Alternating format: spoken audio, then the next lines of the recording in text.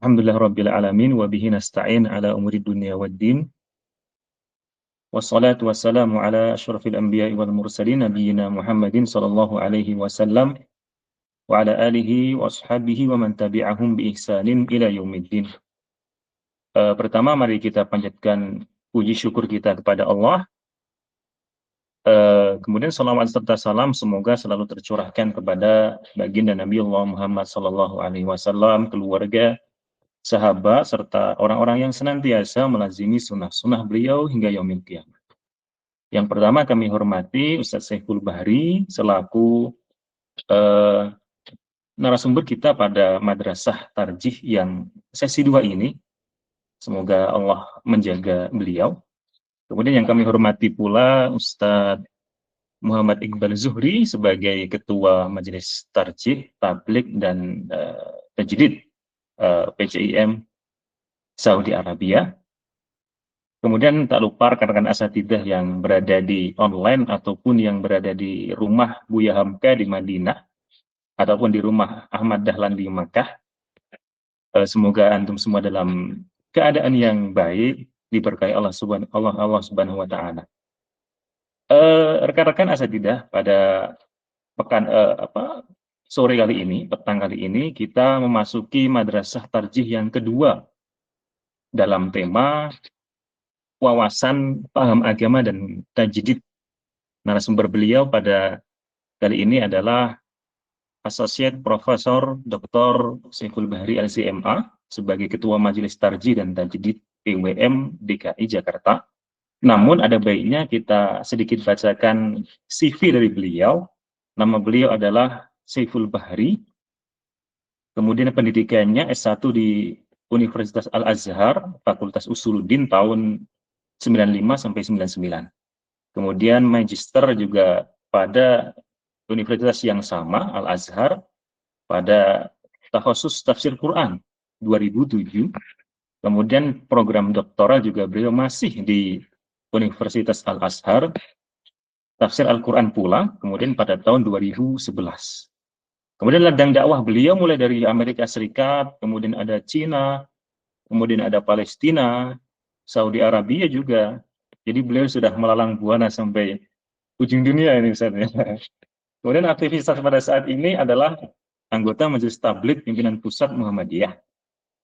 Kemudian juga Ketua Majelis Tarjih Tajdid Pimpinan Wilayah Muhammadiyah DKI Jakarta.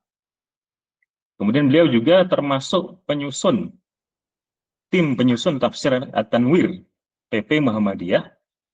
Beliau juga saat ini berada di Wakil Ketua Komisi Hukum dan HAM Majelis Ulama DKI Jakarta, DK Jakarta. Demikian CV dari beliau. Sekiranya masih panjang sekali, namun tidak tapi kiranya kita bacakan semuanya. Kita memasuki acara inti saja kepada beliau, Dr. Syekhul Bahri. Waktu dan tempat diisilah. Terima kasih Ustaz Izzuddin. Bismillahirrahmanirrahim. Alhamdulillahilladzi hadana lil Islam wa akramana bil iman wa faddalana bil Qur'an. Allahumma salli wa sallim wa barik ala nabiyyina Muhammadin sallallahu alaihi wasallam wa ala alihi wa ashabihi kiram, amma ba'd. Pimpinan Cabang Istimewa Muhammadiyah Saudi Arabia dan asatidzah sekalian yang dimuliakan Allah. Alhamdulillah pada sore hari ini waktu Saudi dan malam waktu Indonesia kita bisa berjumpa kembali untuk mutalaah dan mudarosah. Saya diberi amanah untuk menyampaikan mukadimah sedikit terkait dengan 2 di antara 5 wawasan tarjih ya. Mohon izin saya sambil share screen.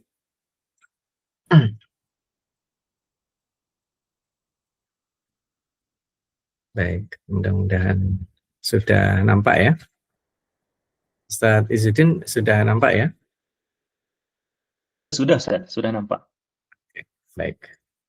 Baik, pada kesempatan ini saya akan menyampaikan 2 wawasan dari 5 wawasan tarjih. Sebelumnya saya izin untuk memulai dari 1 ayat Al-Quran di surat Al-Baqarah, ayat yang terletak tepat di tengah dari surat Al-Baqarah, karena ada 286, ini tepat di tengahnya, dan membicarakan tentang ummatan wasata, dan juga momen yang sekarang kita ada, yaitu tahwilul qiblah. Setelah Allah menjelaskan di awal juz 2 sayaqulus sufaha, maka di 143 ini Allah menyebutkan a'udzubillahi minasyaitonirrajim wa kadzalika ja'alnakum ummatan wasatan litakunu syuhada'a 'alan nasi wa yakuna ar-rasulu 'alaikum syahida. Ummatan wasata di sini setelah Allah Subhanahu wa taala meluruskan motivasi kita di dalam ritus ibadah kepada Allah, bukan pada permasalahan menghadap timur atau menghadap barat, karena semua arah adalah kepunyaan Allah, tetapi sesungguhnya kita memiliki satu keunggulan khairiyah, yaitu sebagai ummatan wasata dan hadir di tengah-tengah manusia, serta Rasul juga sebagai saksi, dan kita hadirkan membersamai kepemimpinan di tengah peradaban manusia. Ini motivasi singkat saja di surat Al-Baqarah di 143. Kemudian saya yakin asatidzah sekalian juga sudah membahas pada pertemuan sebelumnya terkait dengan manhaj tarjih, yang sebenarnya memahami makna tarjih dari perspektif Muhammadiyah itu bukan pada makna aslinya. Karena asli makna tarjih itu adalah membandingkan, kemudian memilih di antara dalil-dalil yang dianggap paling rajih. Itu istilah tarjih yang kemudian ada perkembangannya di dalam istilah Persyarikatan Muhammadiyah ini, berkembang menjadi sebuah pilihan-pilihan yang itu identik dengan ijtihad dalam rangka merespon permasalahan dari sudut pandang yang sangat luas atau lebih luas. Sehingga apapun yang diasumsikan sebagai aktivitas intelektual untuk merespon permasalahan sosial dan kemanusiaan dari sudut pandang agama Islam, maka itu disebut dengan tarjih. Jadi tarjih itu kurang lebih dalam perspektif Muhammadiyah itu adalah sebuah ijtihad. Ya, jadi ijtihad dalam kerangka sosial, budaya, kemanusiaan, termasuk juga permasalahan hukum-hukum syar'i yang terkait dengan kehidupan manusia dengan perspektif Islam. Itu disebut dengan tarjih. Maka nanti menjadi pilihan. Ya. Pilihan tarjih ini bukan memilih yang paling rajih, tapi pilihan Muhammadiyah. Jadi pilihan para ayahanda kita di majelis tarjih. Nah, saya masuk 5 wawasan tarjih. Nah, jadi apa itu 5 wawasan tarjih? Jadi mana tarjih itu kan tadi sudut pandang keislaman ini tidak selalu bertumpu pada prosedur teknis. Jadi yang dibahas itu bukan prosedur teknisnya, tetapi perspektif pemahaman agama dengan karakteristik pemikiran Islam di tengah atau dengan cara pandang Muhammadiyah. Dan inilah yang kemudian menjadi landasan pijak bagi pemikiran keislaman Muhammadiyah untuk dapat menyikapi berbagai perkembangan yang baru, untuk lebih kreatif, inovatif, ya, karena memang ini nanti penerapannya itu di tengah masyarakat atau rakyat sebagai grassroots, ya. Meskipun Muhammadiyah sebenarnya juga tidak bisa dilepaskan dari elit-elit pemimpinnya. Nah, 5 wawasan tarjih itu apa? Yang wawasan pertama nanti kita akan bahas di sini, wawasan paham agama, dan yang kedua wawasan tajdid, lalu ada wawasan toleransi, jadi ada wawasan keterbukaan, dan ada wawasan tidak berafiliasi pada mazhab tertentu. Ya, tidak berafiliasi pada mazhab tertentu bukan berarti tidak bermadhab. Itulah mazhab kita. Jadi hal nahnu syafi'iyun? Na'am. Hal nahnu hanafiyun? Na'am. Ya, dan seterusnya. Maka yang kita pilih inilah yang disebut dengan manhaj tarjih dengan berbasis 5 pendekatan atau 5 perspektif atau wawasan tarjih. Nah, sekarang kita masuk pada bahasan utama kita. Ada 2. Yang pertama wawasan paham agama. Kita akan memahami definisi pemahaman tentang agama dan implementasi yang dilakukan oleh pemeluk agama itu. Kalau dalam hal ini Islam berarti kita membicarakan Muslim. Nah, kita lihat terlebih dahulu bagaimana Majelis Tarjih mendefinisikan agama. Ya, mungkin di dalam Al-Milal wan Nihal serta dalam buku-buku disebutkan tentang agama, akhirnya disimpulkan menjadi sebuah istilah seperti ini. Apa itu agama? Ad-din huwa ma syara'ahu Allahu ala lisani anbiya'ihi minal awamiri wan nawahi wal irsyadat li salahil ibad dunyahum wa ukhrahum. Jadi agama itu adalah apa yang disyariatkan oleh Allah melalui nabinya yang berisi larangan, berisi perintah, larangan, dan juga bimbingan untuk kemaslahatan hambanya, baik kemaslahatan dunia maupun kemaslahatan akhirat. Sedangkan secara spesifik, kalau agama Islam itu dalam istilah secara khusus, ya, ad-din al-islami huwa alladhi ja'a bihi Muhammadun sallallahu alaihi wasallam huwa ma anzalahu Allahu fil Qur'an wa ma ja'at bihi sunnatus sahihah minal awamir wan nawahi wal irsyadat li salahil ibad dunyahum wa ukhrahum. Jadi kalau yang pertama tadi secara umum ala lisani anbiya'ihi, maka ad-dinul islami ala ma ja'a bihi Muhammadun sallallahu alaihi wasallam fil Qur'an was sunnah as-sahihah. Nah, ini asatidah dalam pilihan diksi yang dipakai oleh Majelis Tarjih itu menggunakan as-sunnah.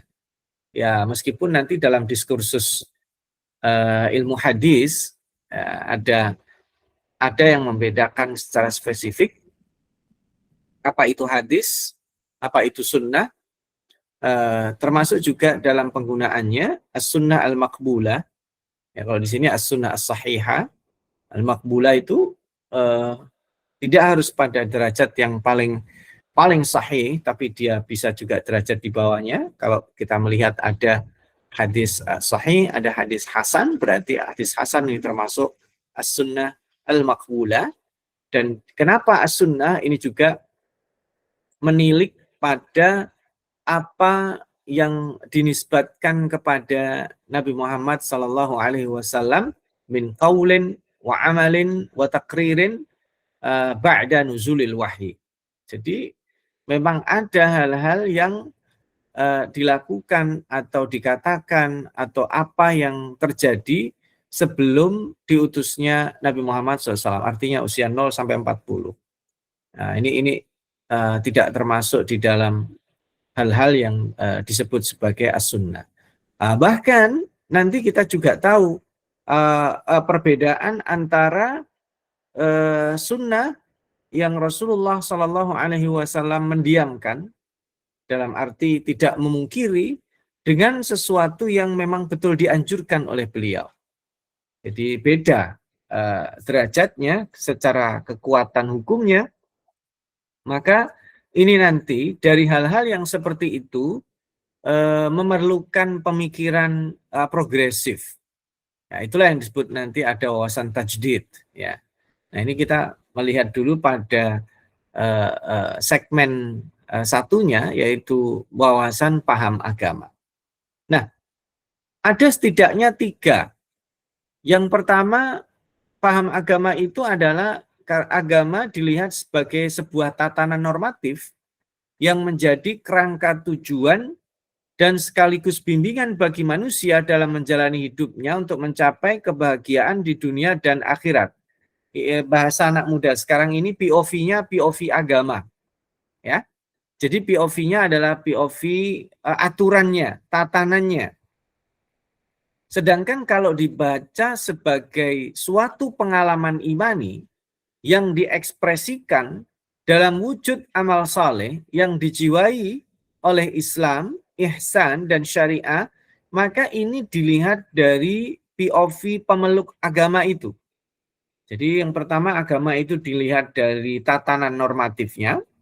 Yang kedua, agama dilihat dari yang melakukan tatanan normatifnya itu, mengimplementasikan berdasarkan pengalaman imani yang diekspresikan melalui amal saleh.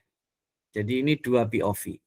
Sehingga agama ini tidak hanya merupakan kumpulan teori-teori konseptual, tetapi juga dilihat dalam praktek kehidupan harian seorang muslim, lalu dalam komunitas terkecilnya, di dalam rumah, di dalam komunitasnya, dan masyarakat yang lebih luas atau lebih besar. Nah, kurang lebih seperti ini kalau bisa disederhanakan. Jadi memahami agama dalam kerangka wawasan tarjih itu dilihat dari konsepnya. Jadi Islam itu punya teori dan konsep yang mengatur dan membimbing manusia dengan syariat Allah yang diimani untuk dilaksanakan dalam rangka mencapai kebahagiaan dunia dan akhirat, yang kemudian ada aspeknya, gampangnya itu dibagi menjadi 4, akidah, akhlak, ibadah, dan muamalah dunyawiyah. Nah, konsep-konsep tadi itu perlu dilihat availability-nya, ketersediaan dan kemampuan untuk diimplementasikan. Maka dilihat juga dari sisi muslimnya atau pelakunya. Dia yang mempraktekkan ajaran agama secara kafah. Udhulu fisilmi kafah. Kafah di sini sifat udhulu ya, bukan sifat Islam ya. Bukan sifat fisilmi ya, tapi udhulu. Masuklah ruang secara sempurna. Jangan kakinya aja, jangan badannya saja, jangan tangannya aja, tapi semua. Jadi semua aspek. Maka nanti kita akan menemukan konsep Islam itu dilihat dari muslimunnya. Konsep iman dilihat dari, itu saya salah ya, bukan mukmin tapi iman. Iman ke mukminun. Ihsan muhsinun. Islah muslihun. Jadi di dalam Al-Quran Allah menjelaskan konsep takwa. Nanti ada muttaqinya. Allah menjelaskan konsep Islam, ada muslimunnya. Allah menjelaskan konsep islah, ada muslihunnya. Allah menjelaskan sebaliknya konsep fasad, ada al-mufsidun. Konsep kufur, ada kafirun. Konsep al-fisk, ada fasikun. Konsep tentang nifak, ada al-munafikun, dan seterusnya. Jadi memahami agama itu tidak bisa dari teori konsepnya saja. Harus juga diperhatikan apakah teori itu available atau bisa dilaksanakan. Ya, jadi dalam beberapa teori-teori filsafat ada teori idealisme, tetapi dalam tataran praktek idealisme itu tidak bisa implementatif. Nah, sementara Islam secara teori mudah dipahami dan mudah diimplementasikan. Ini poin yang pertama. Kemudian yang kedua, berbicara tentang manifestasi. Mohon maaf lagi, itu juga typo. Manifestasi itu yang betul ya, itu di situ manifestasi. Manifestasi agama.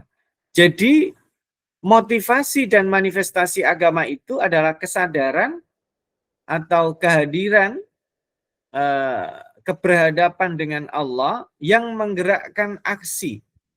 Jadi orang baik itu tidak cukup dengan beriman. Saya baik. Di batin aja, nggak bisa. kesadaran imani itu harus direfleksikan dalam gerak berupa amal saleh yang didasari pengalaman imani lalu menjadi perilaku. Dalam semua aspek ibadah ritusnya, ada ibadah mahdhah, ibadah ritus, ada ibadah ghair mahdhah, ibadah yang lebih besar, ibadah sosial atau muamalah dunyawiyah, ada akidahnya, ada akhlaknya. Nah, untuk melakukan manifestasi agama itu diperlukan rujukan otoritatif yang diwahyukan, yaitu Al-Quran dan As-Sunnah, sebagai sumber dan norma pokok ajaran agama Islam ini. Nah, tentu Al-Quran dan As-Sunnah sebagai sumber pokok ini pada saat turunnya no problemo kalau bahasanya, kan enggak terlalu kompleks ya, karena turunnya Al-Quran di masa itu ada problem langsung ditanyakan, ada masalah langsung dikonfirmasi, ada hal-hal yang tidak sesuai langsung ditegur, ya, dan itu terhubung terkait kuat antara Al-Quran dan As-Sunnah. Tetapi nanti semakin jauh dari zaman turunnya Al-Quran, ba'da wafati Rasulullah sallallahu alaihi wasallam was sahabah. Kenapa saya katakan was sahabah? Karena sahabat sebagai saksi yang melihat, menyaksikan, hadir, itu sudah tidak ada, maka nanti berkembang menjadi sebuah teori. Sehingga di situ nanti muncul disiplin ilmu di generasi kedua dan ketiga, tabi'in dan pasca tabi'in. Maka termasuk dalam disiplin ilmu Al-Quran misalnya, ulumul Quran, ulumul tafsir itu muncul pasca tabi'in. Termasuk ulum yang lainnya. Nah, ini dalam rangka apa? Dalam rangka menjadikan sebuah teori,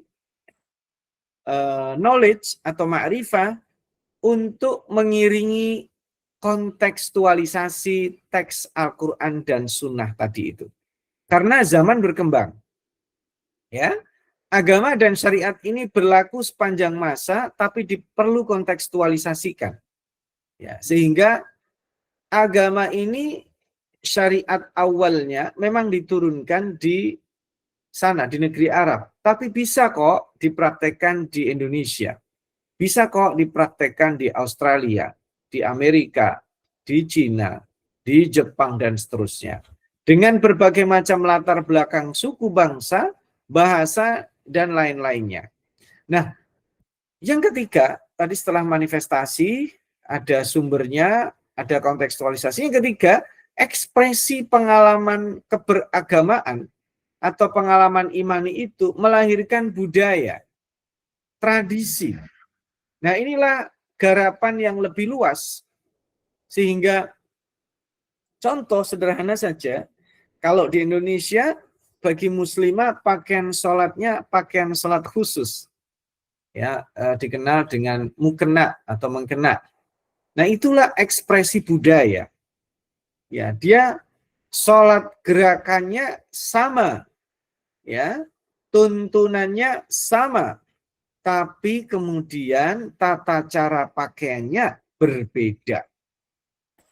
Lalu memakai peci hitam misalnya. Nah, ini budaya.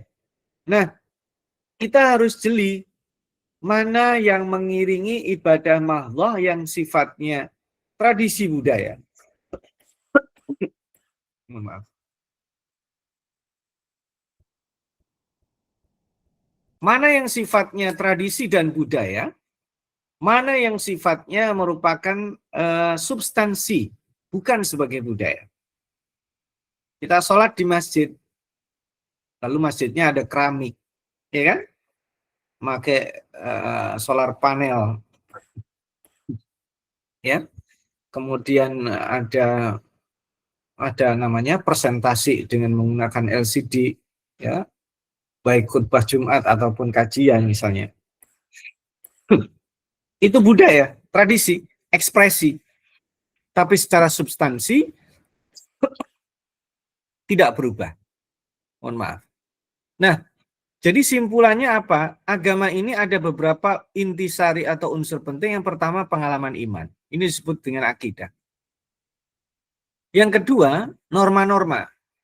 Ya, dengan rujukan apa? Al-Quran dan Sunnah. Lalu dikembangkan dengan tajdid dan ijtihad. Manifestasinya apa? Amal saleh, implementatif, dan aksi nyata dalam kehidupan sehari-hari. Nah, ini singkatnya kurang lebih demikian. Baik, kita geser kedua. Nah, wawasan tajdid itu apa? Nah, ini dalam maaf nih, batuk nih. Dalam realisasi karakteristik pembaruan, ini adalah pengembangan ijtihad kontekstual. Nah, kita lihat ya.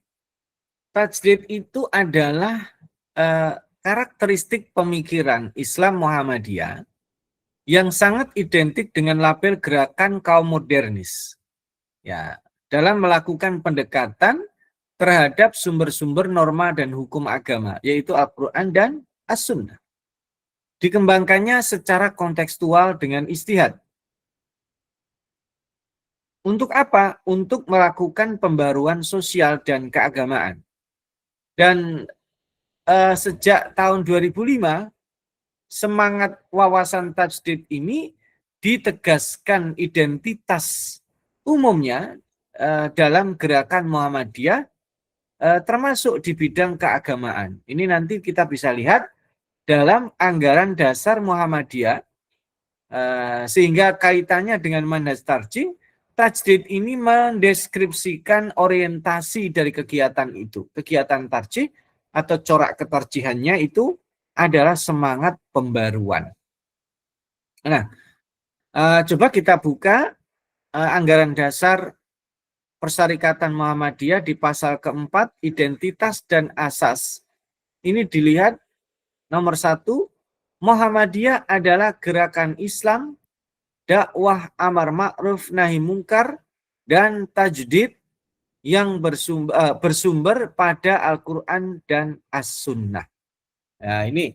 Jadi, tajdid itu sendiri secara literal menjadi identitas.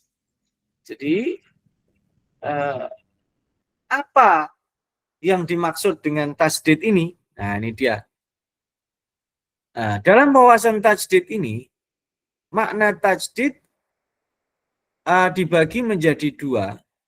Di bidang akidah dan ibadah, yang disebut tajdid adalah bermakna purifikasi, pemurnian, dalam arti mengembalikan akidah dan ibadah sebagaimana dicontohkan dalam sunnah nabawiyah, dalam sunnah Nabi Muhammad SAW, sehingga kita beri kata kuncinya adalah yang disebut tajdid, memperbarui komitmen.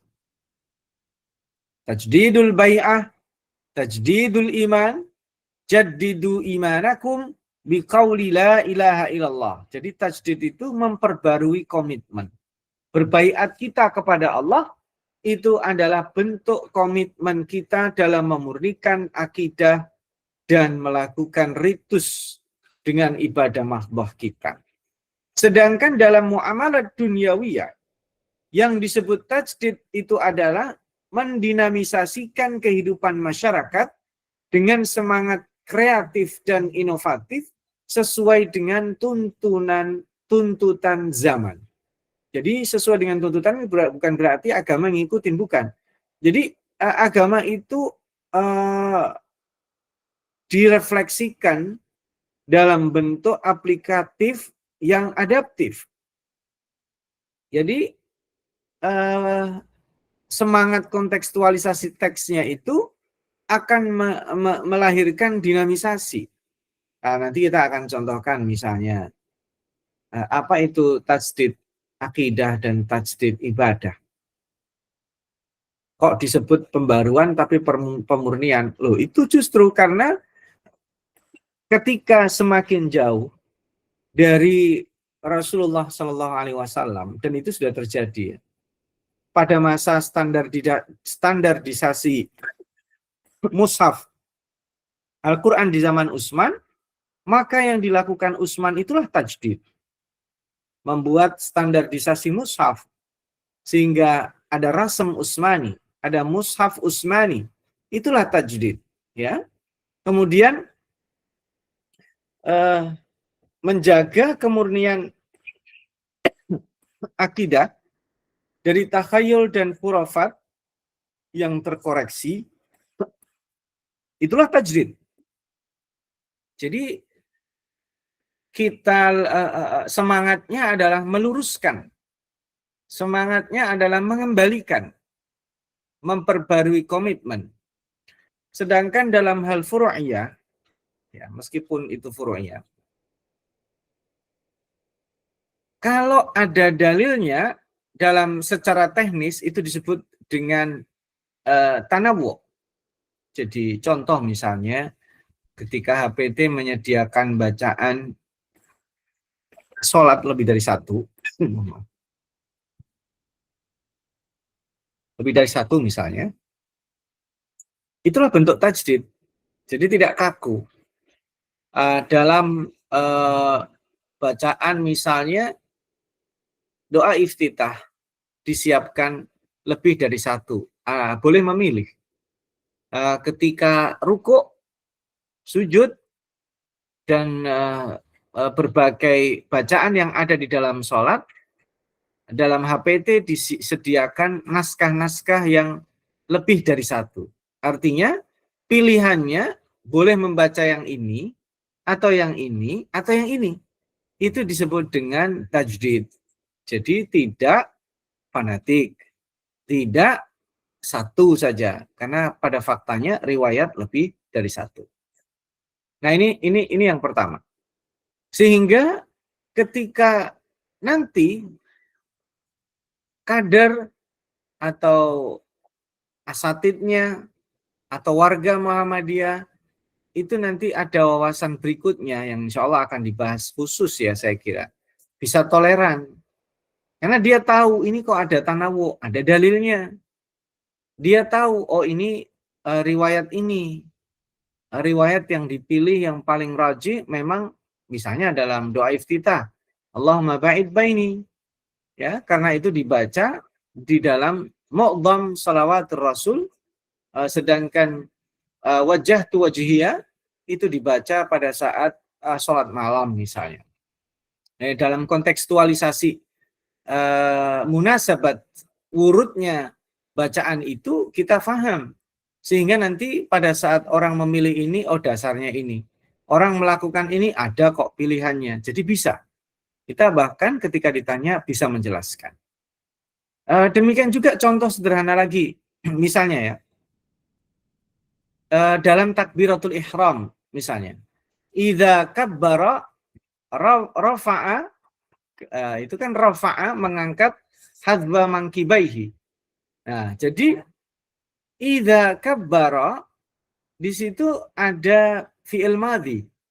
Idza kabbara fi'il madhi, jadi ketika sudah bertakbir, rafa'a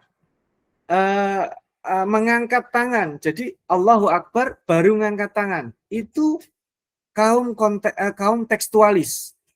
Padahal idza kalau bertemu dengan fi'il madhi itu berarti bimakna at-tajaddud. Ya, jadi setiap beliau bertakbir, beliau mengangkat kedua tangannya, kedua telapak tangannya hazwa mangkibaihi. Jadi idza kabbara di situ bukan berarti setelah bertakbir. Jadi nanti gimana? Ada orang-orang yang menafsirkan itu dalam takbiratul ihram, Allahu Akbar bersamaan dengan mengangkat tangan, tidak ada masalah. Bagi yang mengatakan Allahu Akbar baru mengangkat tangan, nggak ada masalah juga. Bagi yang kemudian mengangkat tangan dulu baru Allahu Akbar, nggak ada masalah juga. Karena kan itu sama dengan menghadap kiblat yang disebut dengan Syatral Masjidil Haram. Nah, ini kan gerakan Kiai Haji Ahmad Dahlan dulu kan dalam mengajak untuk memahami arah kiblat yang tadinya disalahpahami dengan arah barat, ya. Beda dengan arah kiblat, ini juga tidak persis banget dalam artian kita nggak presisi banget. Ya, jadi syatral Masjidil Haram itu kan syatr ya, artinya ke arah Masjidil Haram. Nah, ini nanti kita bisa diskusikan.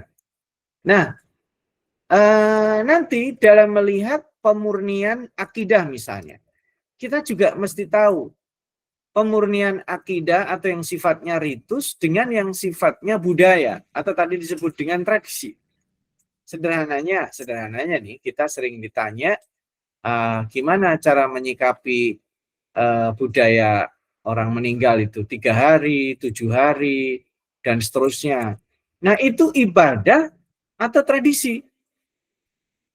Kalau itu dianggap sebagai ibadah, kita harus perangi. Karena itu bisa menyalahi kalau dianggap sebagai ibadah. Tapi kalau dianggap sebagai tradisi, berarti sekarang kontekstualisasinya adalah mazmunnya.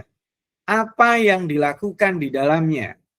Sehingga nanti kita tidak serta-merta langsung antipati terhadap budaya yang terjadi di tengah masyarakat. Bahkan kita bisa melakukan gerakan untuk menyederhanakan. Supaya tidak memberatkan orang-orang yang tertimpa musibah itu, kita lakukan misalnya nih sebagai contoh ya. Yang tadinya 7 hari berturut-turut, coba kita kurangin ya. Karena berdakwah itu berbeda dengan hukum asal. Ya, nanti kalau itu tadinya menjadi ritus, kita nggak bisa, oh ini bid'ah nih, oh ini haram nih, nggak ada dalilnya nih. Nah, nanti akan kontraproduktif pada saat kita on mission untuk mengubah gaya hidup masyarakat yang sebenarnya itu memberatkan. Ya, dari 7 misalnya, kita sederhanakan jadi 3. Kalaupun ada 7, maka ya nggak usah dipaksa ada. Kalaupun mau diadakan, ya sederhana saja. Sehingga nanti tidak memberatkan oleh orang-orang yang tertimpa musibah. Itu contoh sederhana. Nanti dalam gerakan dakwah kita, dan nanti kalau kita misalnya, ya teman-teman yang asatidzah yang ada di Saudi, it's okay. Tapi kalau PCI Muhammadiyah di Jepang, dinamisasi kehidupan kerja mereka untuk sholat luar biasa sulitnya kalau tidak paham. Sehingga perlu kontekstualisasi di dalam pelaksanaan sholat, ada ma'akhid yang perlu diperhatikan, terutama dalam rukhsahnya. Nah, itu sesuatu yang kita perlu juga pemikiran-pemikiran tajdid di sana. Nah, sedang dalam muamalat, ini lebih luas karena muamalat ini sifatnya lebih umum. Bedanya dengan ibadah mahdhah apa? Kalau al-aslu fil ibadati at-tahrim. Ibadah itu tidak boleh improvisasi dan ijtihad. Dia harus ada dalilnya. Kalau Allah enggak ngasih contoh, enggak bisa itu dianggap sebagai ibadah. Maka jangan naikkan tradisi menjadi ibadah. Ya, at-taqalid wal 'urf memang al-'adatu muhakkamah. Ada yang membaca muhakkimah. Muhakkamah. Tetapi kemudian ada yang muhakkamah itu yang gimana? Ya. Dia derajatnya tidak bisa menjadi ibadah. Kecuali memang ada dalil yang menunjukkan itu. Contoh, disebut al-'ada muhakkamah. Contoh, misalnya saya di Betawi misalnya. Kalau menikah atau lamaran membawa roti buaya, itu kan jadi adat. Ya, contoh ya. Kalau meninggalkan itu dianggap tak elok. Maka kita mesti melakukan itu disebut wajib urfi. Nah, sehingga pada saat kita meninggalkan tidak berdosa di sisi Allah. Tetapi dianggap aib di tengah masyarakat. Nah, ini kita mesti tahu mana yang ini menggunakan POV urf atau taklid. Ya, sedangkan muamalat al-aslu fil muamalah al-ibahah. Jadi aslinya dalam muamalah itu boleh kecuali ada dalil yang melarang. Ya, maka ketika dalam sekolah tarjih kami yang terakhir kemarin itu diskusi yang hangat tentang pay letter. Apa hukumnya pay letter? Nah, pay letter itu skemanya apa? Kalau skema pinjam, maka itu menjadi riba. Kullu qardin, setiap pinjam meminjam yang ada kemanfaatan atau tambahannya, maka riba. Fahuwa riba. Ya. Dan takayuf syar'inya, pay letter ini berbeda dengan apa namanya kredit card. Ya, ini memang dalam muamalah maliyah ini spektrumnya sangat besar sekali. Asatidzah nanti bisa mengambil contoh-contohnya. Terakhir, saya kira sebelum nanti kita diskusi, apa makna wawasan tajdid ini? Wawasan tajdid ini berarti kita harus banyak ada yang disebut dengan memahami fiqhul aulawiyat, ada yang disebut dengan fiqhun nawazil. Ya. An-nawazil itu adalah kondisi kita hari ini, lalu kita mencari pijakan teks Al-Quran atau hadis. Nah, kalau ada secara langsung, itu mah aman. Kalau tidak ada, kita mencari manatul hukum. Apakah itu nanti menggunakan qiyas, ya, atau menggunakan prosedur istidlal yang lainnya. Karena ada adillatul hukum atau al-istidlal al-muttafaq bainal ulama, ada yang al-mukhtalaf bainal ulama.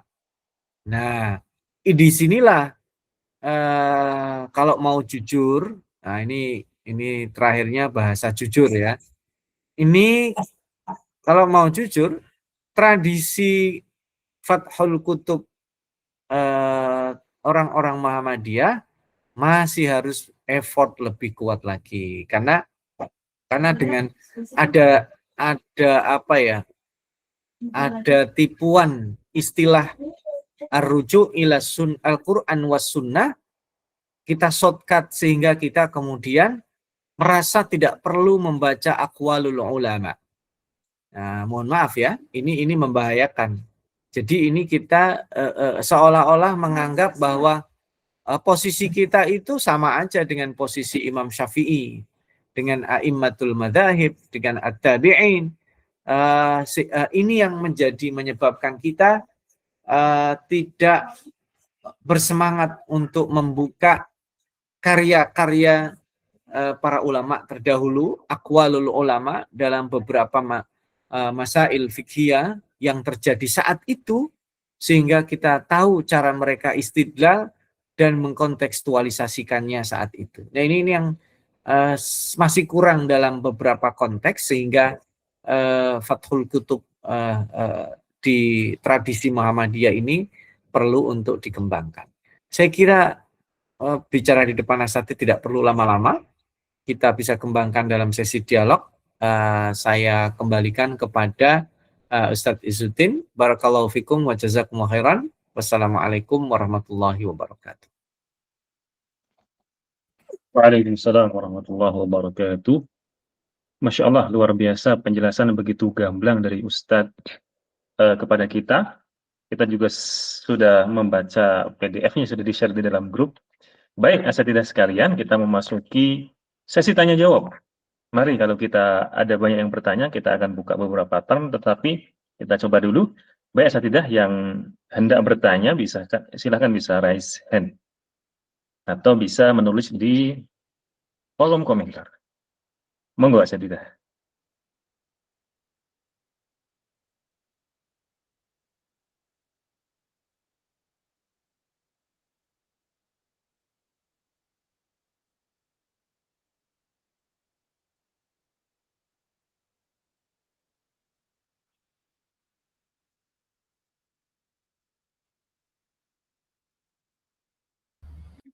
Tafadhol. Tidak harus bertanya, Ustaz. Jadi antum a'lam ya nih.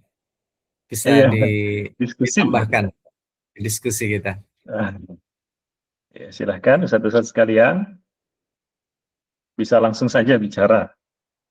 Silahkan yang hendak bertanya. Saya boleh bertanya nggak Ustaz nih? Tafadhal, tafadhal. Tadi antum menyinggung ya sedikit kerancuan terkait apa ya metodologi Muhammadiyah atau paradigma Muhammadiyah terkait merujuk langsung kepada Al-Quran dan As-Sunnah. Nah ini mungkin di tengah-tengah apa ya petinggi-petinggi Muhammadiyah ataupun dia yang berada di kepengurusan Muhammadiyah mungkin amrun maklum Ustaz. Tetapi bagaimana kita menjelaskan merujuk kepada Al-Quran dan As-Sunnah ini di tengah masyarakat pedesaan? Bagaimana itu Ustaz kiranya kita menggunakan bahasa yang bagus? Nah, di sini izin asatidzah, berarti kita bukan melakukan apa ya klasterisasi, bukan, atau mengkastakan, ini juga bukan, tapi perlu pendekatan yang sesuai. Ya, rujuk ilal Quran was sunnah ini menjadikan Al-Quran dan Sunnah dalam segala hidup kita. Tapi untuk memahami Al-Quran dan As-Sunnah itu, kita perlu melihat rujukan-rujukan yang mu'tabarah. Ya, contoh berarti kita perlu membaca dan mengetahui kutubul ulama salaf ya. Dan tradisi itu yang lil asaf syadid tadi yang saya sampaikan, saya tidak mengatakan tidak ada, tapi sulit ya, sulit untuk dibiasakan. Jadi misalnya dalam mendiskusikan satu hukum tertentu, kita lihat nih madzhab Syafi'iyah dengan kutub mu'tabarahnya ini begini. Nanti dalam madzhab begini. Kita kan tidak berafiliasi, betul? Tidak berafiliasi. Nanti saya kira nanti pada waktunya akan dijelaskan di saatnya ya. Karena ini sekarang kita fokus pada dua wawasan itu, maka yang diperlukan adalah rujuk ila sunnah Al-Quran was sunnah itu spiritnya. Prosedur teknisnya itu tetap memerlukan bukan sarana saya kira, tetapi kita perlu pengayaan, teskif namanya. Maka janganlah kita tidak tahu itu apa al-majmu', ya kan? Jangan sampai kita tidak tahu apa itu al-iqna. Jangan sampai kita tidak pernah tahu apa itu al-mustasfa misalnya. Ya sehingga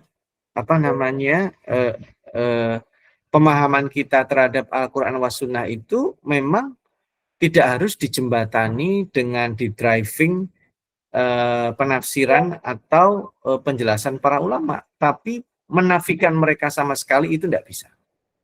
Nah ini yang perlu ya, karena kadang orang ekstrim kanan banget, ekstrim kiri banget. Ya, yang saya maksud itu kanan banget itu ya, enggak, kita langsung Quran dan Sunnah. Buat apa itu kita melalui Imam Syafi'i, Imam Hanafi? Tidak perlu. Itu ekstrim saya kira. Itu mohon maaf sama ekstrimnya dengan orang liberal, tidak mau itu diatur-atur. Nah ini jebakan slogan kembali kepada Al-Quran As-Sunnah itu, kalau tidak diiringi dengan reading habit atau learning habit, pembelajaran, asas-asas tadi mengenal fikih, usul fikih, mengenal bangunan-bangunan pemikiran, baik dalam tradisi hukum Islam, atau kalau membahas secara umum, ulumul Islamiyah al-asasiyah, ilmu-ilmu dasar syariat itu apa saja, saya kira itu yang akan menjadi bumerang. Tetapi, ini ada tapinya. Kalau menjelaskan kepada masyarakat awam, al-ulum syar'iyyah ini juga sama dengan ilmu kedokteran. Maksudnya apa? Belajar kedokteran itu fardu kifayah. Nah, maka belajar secara mendalam ulum syar'iyyah itu ada yang sifatnya fardu kifayah, ada yang fardu ain. Kalau terkait dengan supaya saya sholat benar, itu fardu ain. tapi menjelaskan dasar-dasar sholat, bacaan-bacaan sholat, at-tahqiq fi masail khilafiyah, itu menjadi wajib kifayah, wajib kifai, kewajiban komunal. Nah, ini yang harus difahamkan. Kalau di masyarakat pedesaan, kayaknya itu seperti tadi, belajar medis. Diberikan penyuluhan umum, tetapi harus ada yang ditugaskan untuk belajar secara spesifik al-ulum asy-syar'iyyah al-asasiyah. Wallahu a'lam. Jazakumullah khairan Ustaz. Baik, asatidah yang lain ada yang ingin bertanya? Silahkan.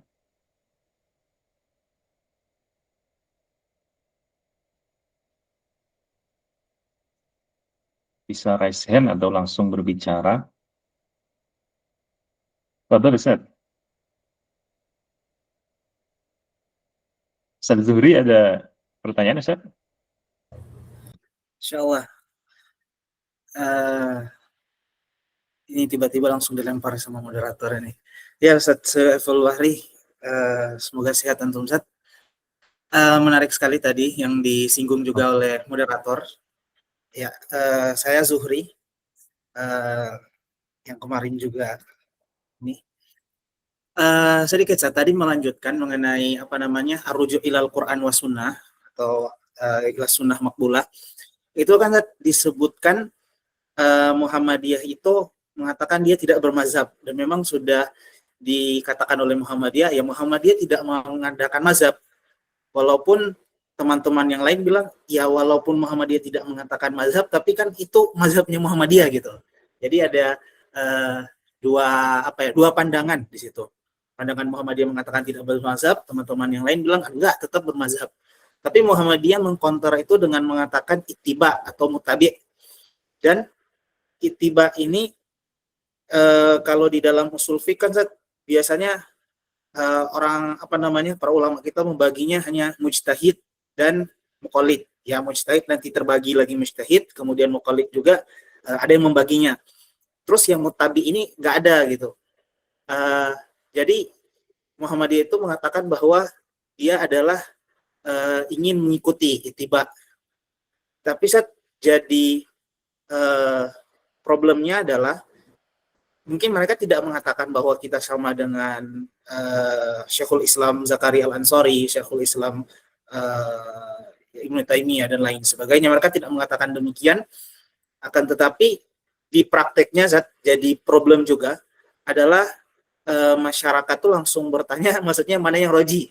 Akhirnya mereka tidak menutup pandangan terhadap pendapat-pendapat yang berbeda. Misalnya kayak sholat mungkin 20 rakaat, teman-teman kita atau saudara-saudara kita di Muhammadiyah itu masih berpegang, iya enggak, tetap 8, atau tetap formatnya begini-begini, 4-4-3 atau 2-2-2-2-1 gitu. Kemudian kayak masalah kunut, jadi masih ada yang kayak tidak menerima kunut, karena mereka itu langsung bertanya mana yang tarjih dan lain sebagainya. Ini pandangan antum mengenai Muhammadiyah dengan mengadakan himpunan putusan tarjih, kemudian ini gimana apakah bagaimana kita menyikapinya gitu, karena teman-teman atau saudara kita di Muhammadiyah itu menyikapi ketika himpunan putusan tarjih berarti kayak seolah-olah harus sesuai ibadah itu sesuai tarjih. Jadi kayak kalau ada orang Muhammadiyah satupun yang berbeda dengan tarjih, kayak dipertanyakan Muhammadiyahnya gitu, Ustaz. Mungkin hanya itu, Ustaz. Izin, Ustaz. Jadi HPT itu kan teksnya. Ketika di Tanzil Waqi' itu belum ada petunjuk teknisnya. Visualisasi sholat Muhammadiyah itu diterjemahkannya versinya banyak. Makanya kemarin TV-mu itu meminta saya untuk melakukan visualisasi itu. Ya, untuk mendekatkan pada teks yang diperlihatkan secara real. Nah, pada prakteknya itu kan contoh ideal. Sederhana aja. Pada saat ruku itu kita dengkul dulu atau tangan dulu. Itu kan juga dalilnya berdekatan. Ya, kontekstual ya. Jadi nanti kita bisa memahami yang dipilih Muhammadiyah itu yang paling paling kuat dalilnya. Seperti tadi bacaan doa iftitah ketika ruko, tasbih ruko, tasbih sujud, tahiyat, itu bacaan yang paling rajih. Jadi tapi yang disebut tajdid itu kemudian memahami ada perbedaan karena ada al-adillah al-mu'tabarah. Saya masih ingat dulu sholat maghrib di Masjid Muhammadiyah di mana itu, Merauke. Ya. Saya menjaharkan basmalah itu ditegur. Nah, berarti mereka belum membaca HPT yang terbaru bahwa sebenarnya itu boleh, tidak ada masalah. Nah, jadi di dalam HPT sendiri kan ada pilihan. Boleh.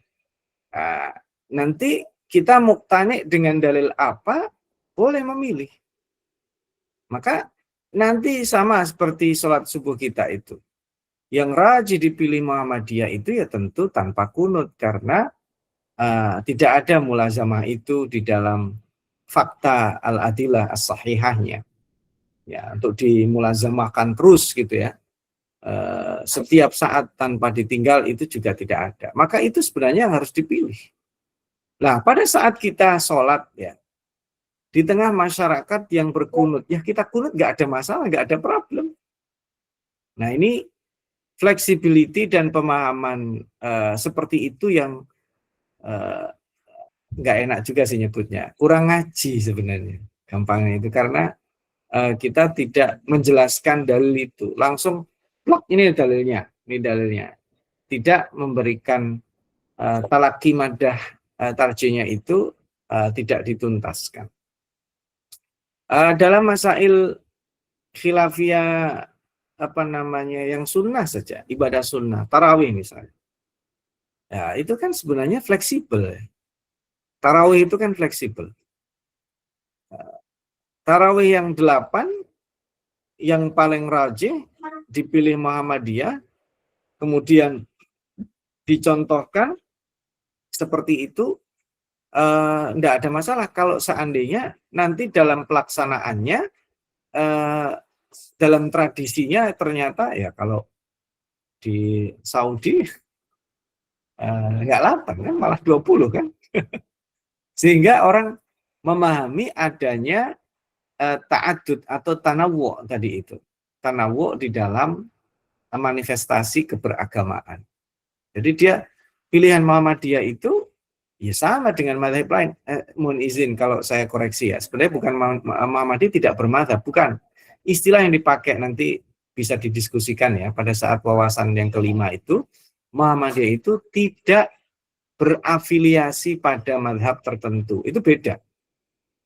Tidak bermazhab dengan tidak terafiliasi pada mazhab tertentu itu beda. Maka dari itu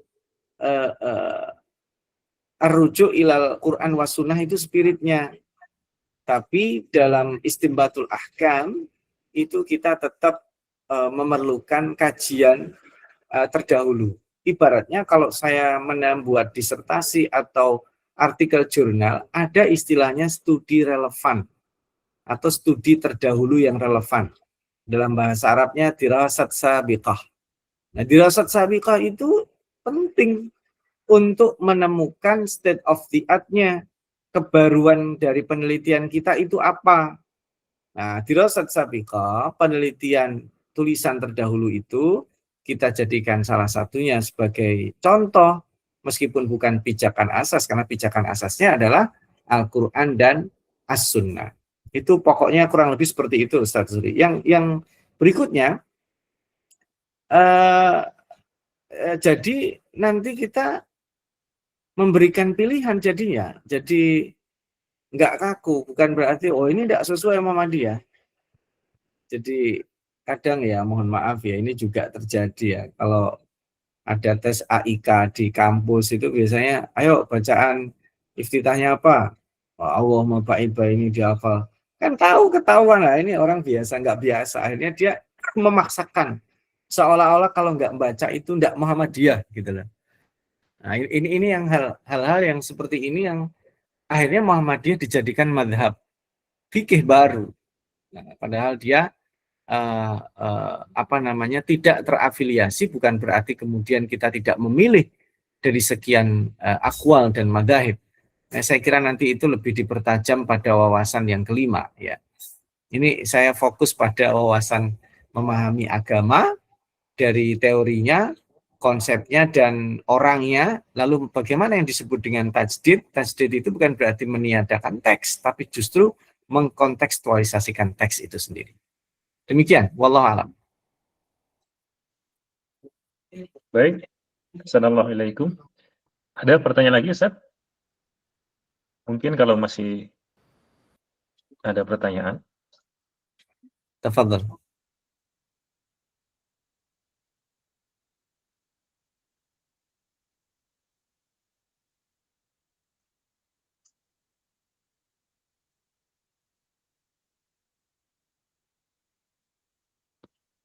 Baik, atau kiranya sudah tuh muncul di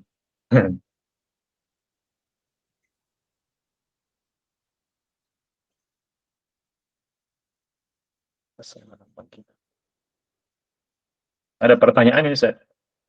Ya. Penerapan manhaj tarjih atau tajdid sangat ditentukan oleh sikap warga Muhammadiyah di tempat tinggalnya. Seperti di PCI Malaysia, amaliyahnya terikut dengan amaliyah mayoritas masyarakat Malaysia, seperti kunut, tahlilan, takziah, dan sebagainya. Tantangan apa yang muncul jika hasil ijtihad HPT tidak sepenuhnya sejalan atau belum disebutkan di HPT dengan pemahaman atau praktik budaya warga di akar rumput? Sekiranya toleransi dengan pendapat mazhab atau pendapat tertentu yang jarang kita, mohon maaf tertutup, kita dengar atau belum ketahui, apakah ada batasan tertentu dalam toleransi berbeda pandangan kah Ustadz? Seperti berkenaan dengan tawasul di kubur dan sejenisnya. Ini bagaimana Ustadz? Ya, ini sudah masuk pada wawasan toleransi sebenarnya. Ini ditarik sekarang, nggak apa, nanti didiskusikan lagi. Jadi memang nanti pada prakteknya ada sebagian dari kita atau para ayahanda kita yang tasyadud di dalam memahami itu. Tidak ada istilah 3 hari, 7 hari. Jadi bedakan antara mafahim ad-diniyah dengan amal taklidi. Jadi amal taklidi itu belum tentu menjadi urf. Yang al-ma'rufu urfan. Ya, ada yang al-ma'rufu urfan. Yang al-ma'rufu urfan itu kalau ditinggal menjadi aib. Ya, saya sebut aja kayak misalnya tadi itu 3 hari, 7 hari. Itu kalau di tempat kami di Kalibata itu kan baru-baru aja ada PCM dan PRM-nya itu ya. Itu susah untuk meninggalkan itu. Berarti yang diubah adalah kontennya.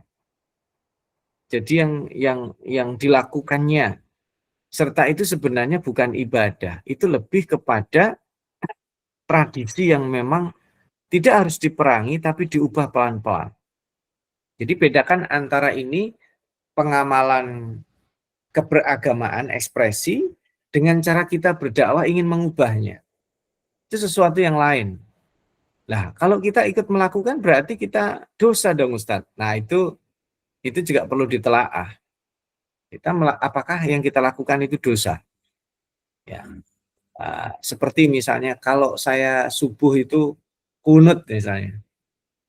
Apakah itu dosa? Kan tidak. Nah, ini akan benar-benar terlihat kedewasaan dalam praktek keagamaan ketika kita memahami dalil itu dan menerapkan di tengah masyarakat. Berarti Muhammadiyah berbeda dengan akar rumput. Ya, ini juga tergantung. Ya, kalau di tradisi seperti itu ada di tengah masyarakat yang berbeda ya pasti berbeda. Tapi coba antum praktekkan yang Muhammadiyah kalau itu di Saudi. Kan sama.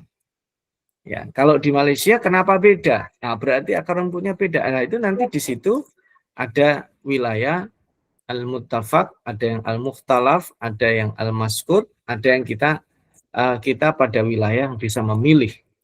Ya. Rajih dalam pilihan Muhammadiyah itu apakah itu aulawiyatnya? Artinya saya ambil ini yang pertama, kalau enggak bisa kedua, kalau enggak bisa ketiga, dan seterusnya. Nah, ini hal-hal yang memang nanti di kita pun pemahamannya akan ada yang mutasyaddid, ya, yang kaku gitu ya, yang betul-betul harus tekstualis terhadap HPT gitu ya. Berarti kan tidak mengikuti semangat tajdid. Orang tajdid itu kan semangat memperbarui, semangat untuk ijtihad, lalu dikembalikan kepada tekstualis terhadap HPT itu sendiri. HPT itu kan juga pilihan.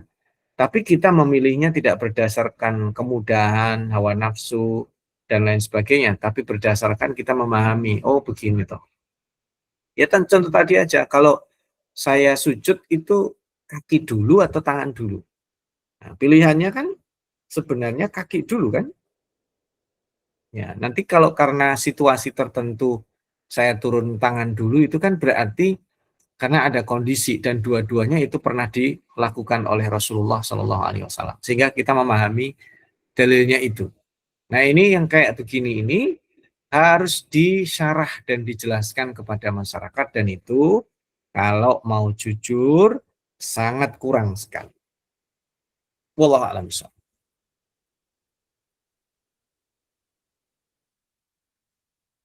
Assalamualaikum Ustaz. Sepertinya kita sudah berada di penghujung. Sudah cukup ya saudara semua ya? Kiranya sudah cukup pada sesi kita kedua ini. Kalau bolehlah kami menyampaikan satu statement, closing statement ya, bahwa wawasan paham agama dan tajdid ini yang menjadi paradigma Muhammadiyah tentunya merupakan satu bukan tanda dari stagnasi ataupun kejumudan, tetapi satu reaksi dan terhadap pergantian zaman yang selalu maju. Muhammadiyah kemudian memberikan satu reaksi, yaitu tajdid. Bukan kemudian diartikan sebagai statis dalam beragama, tetapi justru reaksi dari zaman yang terus berkembang. Salah satu tadi yang kami catat juga mudah dipahami dan mudah dimanifestasikan. Masya Allah, agak habis ngopi jadi lidahnya agak kelap nih. Demikian ya semua ya. Jawaban sudah begitu jelas, kemudian penjelasan dari Ustaz Saiful Bahri juga sudah begitu jelas. Sebelum kami tutup, ada baiknya mari Asatidzah kita buka semua kamera, open cam. Silahkan Asatidzah untuk kita ambil satu screenshot ya sebagai dokumentasi. Monggo Asatidzah bisa dibuka. Dalam hitungan 1, 2, 3. Sekali lagi. 1, 2, 3. Baik. Terima kasih Asatidzah sekalian. Ini kita terpisah-pisah, Ustaz. Ada yang di Taif, ada yang di Riyadh, ada yang di Makkah, ada yang di Madinah. Oleh sebab itu kami sampaikan salam, semoga antum selalu dalam keberkahan, dilindungi Allah Subhanahu wa taala, juga keluarganya diberikan kesehatan, ilmunya barokah, manfaat untuk kita semua. Dari pembukaan ini saja sudah terlihat PR begitu besar, padahal baru pembukaan tajdid ini. Semoga Allah Subhanahu wa taala memberkahi langkah kita ke depan. Demikian kita tutup dengan kafaratul majlis. Subhanakallahumma rabbana wa bihamdika asyhadu an la ilaha illa anta astaghfiruka wa atubu ilaik. Demikian kesalahan dari diri saya pribadi. Nun wal qalami wa ma yasturun billahi fi sabilil haq. Wassalamualaikum warahmatullahi wabarakatuh. Waalaikumsalam. Jazakumullah khairan. Wa yubarik fikum syekhna. Assalamualaikum.